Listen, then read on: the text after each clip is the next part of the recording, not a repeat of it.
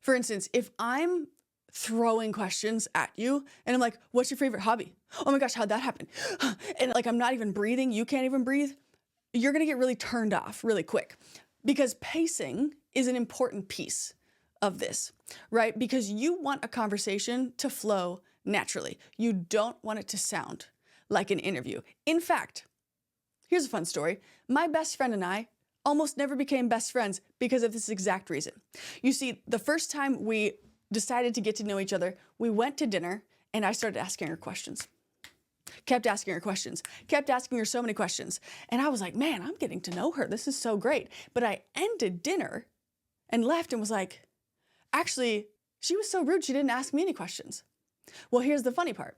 She left dinner thinking, oh my God, I wish she would shut up so I could ask her a question about herself.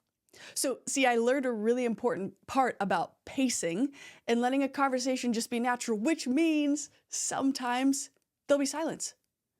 And pausing is okay. In fact, that's how it should be. Here's a fun fact for you.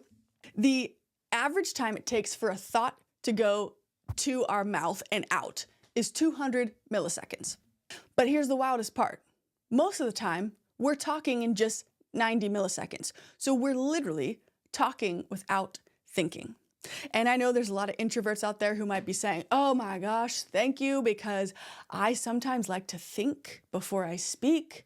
And then someone's like, oh, and they just kind of close me off. And I understand. I learned that lesson the hard way. So silence is okay.